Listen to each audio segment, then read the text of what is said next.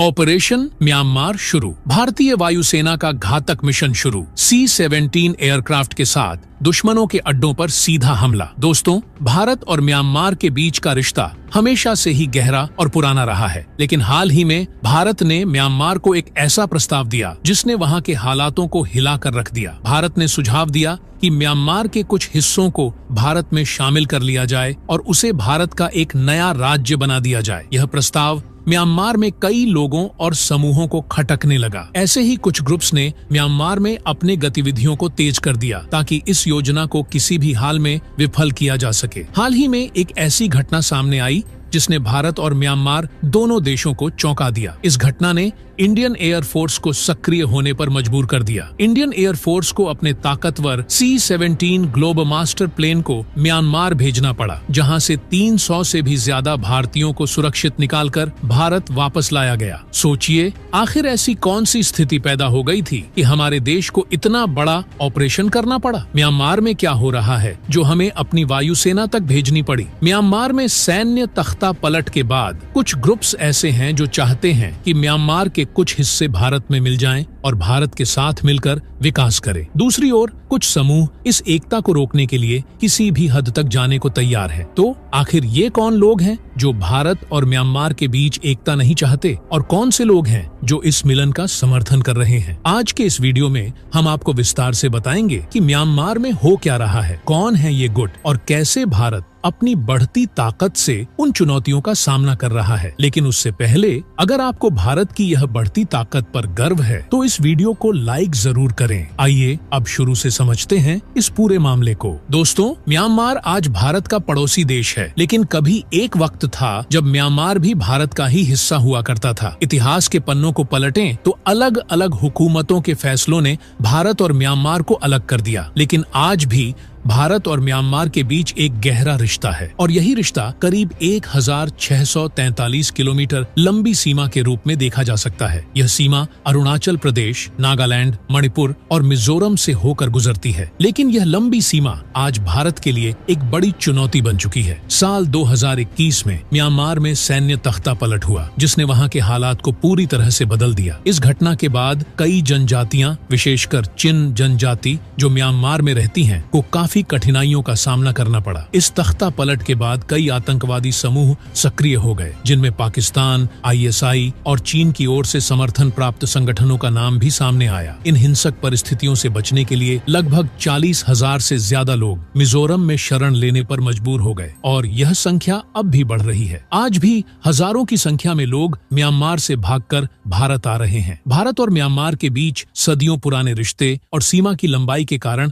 दोनों देशों के बीच आने जाने में विशेष रोक टोक नहीं थी। भारत ने म्यांमार की जनता को हमेशा अपनेपन के साथ देखा है। यही वजह है कि सीमा के दोनों ओर 16 किलोमीटर के क्षेत्र को खुला रखा गया, ताकि लोग आसानी से व्यापार कर सकें, एक दूसरे के साथ जुड़ सकें और अपने देश लौट सकें। मगर जब म्यांमार में सैन्य तख्ता पलट हुआ तो भारत ने अपनी सीमा सुरक्षा को और मजबूत करने के लिए 16 किलोमीटर की खुली सीमा को घटाकर 10 किलोमीटर कर दिया। इसके साथ ही भारत सरकार ने एक विशेष बजट पास किया, जिसमें सैकड़ों करोड़ रुपए खर्च कर म्यांमार से सटी सीमा पर कटीले तारों की बाड़, फेंसिंग लगाने का निर्णय लिया गया। इस फैसले का उद्देश्य सीमा सुरक्षा को मजबूत करना था, ताकि अवैध गतिविधियों और आतंकवाद पर रोक लगाई जा सके। लेकिन इस सुरक्षा कवायद का एक बड़ा असर उन भारतीयों पर पड़ा जो म्यांमार में रहते हैं या वहां काम कर रहे थे। सीमा पर फेंसिंग लगाने और सुरक्षा खड़ी करने की वजह से उन्हें म्यांमार के भीतर मुश्किलें उठानी पड़ी। यही कारण था कि हाल ही में भारतीय वायुसेना को एक बड़ा ऑपरेशन करना पड़ा, जिसमें हमारे देश के 300 से अधिक नागरिकों को सुरक्षित रूप से वापस लाया गया। म्यांमार के भीतर कई आतंकी समूह सक्रिय थे, जिनका संबंध पाकिस्तान और अन्य संगठनों से था। ये संगठन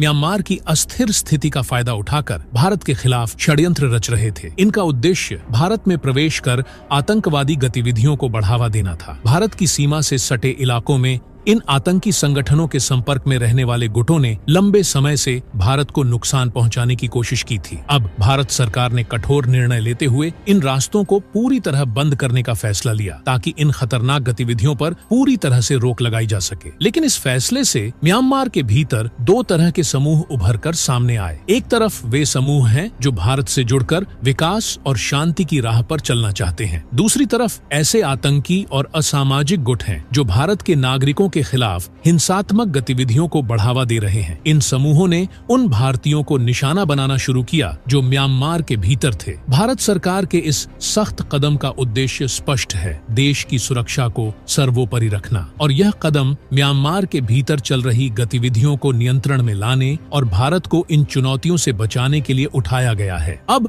म्यांमार से एक चौंकाने वाली खबर सामने आई है। जानकारी के अनुसार म्यांमार में चल रहे स्कैम सेंटरों में करीब 300 भारतीयों को बंधक बना लिया गया था। 10 मार्च 2025 को इंडियन एयरफोर्स ने अपने शक्तिशाली C-17 ट्रांसपोर्ट एयरक्राफ्ट को म्यांमार भेजा और वहां एक लंबे और जटिल सर्च ऑपरेशन के बाद इन भारतीयों को सुरक्षित वापस लाया। रिपोर्ट्स के मुताबिक ये भारतीय सोमवार को सुरक्षित भारत पहुंचे। दरअसल ये लोग थाईलैंड के रास्ते म्यांमार पहुंचे थे और इन्हें म्यांमार के अधिकारियों ने ऑनलाइन धोखाधड़ी करने के लिए इस्तेमाल किया। इन्हें इसीलिए चुना गया क्योंकि इनकी हिंदी बोलने की क्षमता अच्छी थी और ये भारत के हिंदी भाषी राज्यों के लोगों को आसानी से धोखा दे सकते थे। इस पूरे स्कैम ऑपरेशन को चीन की ओर से संचालित किया जा रहा था। आपको याद होगा कि हमने पहले ही बताया था कि किस तरह चीन और पाकिस्तान म्यांमार के भीतर अपनी गतिविधियों को बढ़ावा दे रहे हैं। आंकड़ों के अनुसार इंडियन एयरफोर्स ने न केवल भारतीयों को बल्कि 7 अन्य देशों के 7,000 से अधिक लोगों को इन स्कैम सेंटरों से छुड़ाया है। यह ऑपरेशन बेहद बड़ा और कठिन था, लेकिन भारतीय मीडिया में इसकी चर्चा बहुत कम हो रही है, इसलिए हम यह जरूरी खबर आप तक पहुंचाना चाहते थे। रिपोर्ट्स से पता चलता है कि इनमें से ज्यादातर बंधक म्यांमार थाईलैंड बॉर्डर के पास बेहद खराब हालत में रखे गए थे। उन्हें खाना नहीं दिया जाता था और जबरन स्कैम करवाया जाता था। इन पीड़ितों पर करोड़ों रुपए इकट्ठा करने का दबाव डाला जाता था और अगर वे यह लक्ष्य पूरा नहीं कर पाते तो उन्हें भूखा रखा जाता और मारा पीटा जाता। इस ऑपरेशन के तहत भारत सरकार ने 266 पुरुषों को 17 महिलाओं को C-17 विमान के जरिए सुरक्षित वापस लाया। इसके साथ ही 257 और भारतीय अभी भी म्यांमार में फंसे हुए हैं, जिन्हें अगले ऑपरेशन के तहत जल्द भारत वापस लाया जाएगा। यह ऑपरेशन न केवल भारतीयों को बल्कि विदेशी नागरिकों को भी इन अमानवीय परिस्थितियों से मुक्त कराने का प्रयास है। आंकड़ों के अनुसार पिछले महीने के अंत में 3 देशों की संयुक्त कार्रवाई के बाद चीन ने म्यांमार में धोखाधड़ी केंद्रों से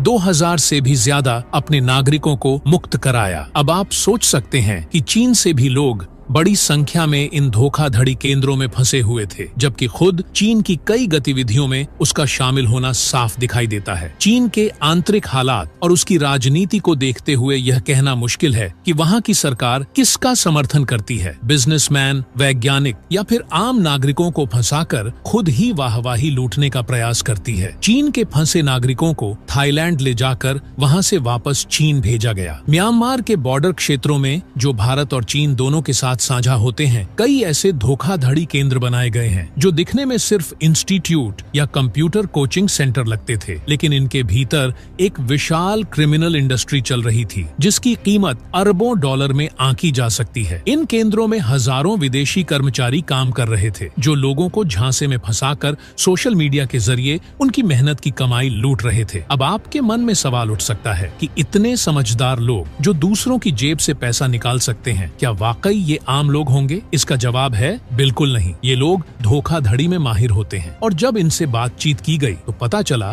कि इन्हें अच्छी नौकरी का झांसा देकर थाईलैंड या किसी और देश बुलाया जाता था। वहां से इन्हें रातों रात म्यांमार ले जाया गया, जहां उन्हें मजबूरन इस तरह की गैर कानूनी गतिविधियों में धकेल दिया गया। इन लोगों को अंदाजा तक नहीं होता था कि कब वे इस धोखाधड़ी के जाल में फंस गए, लेकिन भारत ने अपने नागरिकों को इस संकट से बचाने के लिए एक अहम कदम उठाया। जहां कुछ देशों ने अपनी भूमिका निभाने में देरी की, वहीं भारत ने त्वरित कार्रवाई करते हुए म्यांमार में फंसे अपने नागरिकों को सुरक्षित वापस लाने का काम किया। इसके बावजूद बावजूद कुछ लोगों को लगता है कि देश की सरकार अच्छा काम नहीं कर रही है। अब इस बात को जरा ध्यान से सुने। चीन ने अपने फंसे 2000 से भी ज्यादा नागरिकों को तो वापस बुला लिया है, लेकिन उसने इन सभी को अपराधी माना है। इन लोगों ने चाइनीज लैंग्वेज का इस्तेमाल करते हुए चीन में बैठे पैसे वाले लोगों का पैसा हड़पने की कोशिश की थी। अब ये सभी चीन में हथकड़ियों के साथ बंद हैं और उनकी जांच जारी है। वहीं भारत की स्थिति थोड़ी अलग है। भारतीय एयरफोर्स ने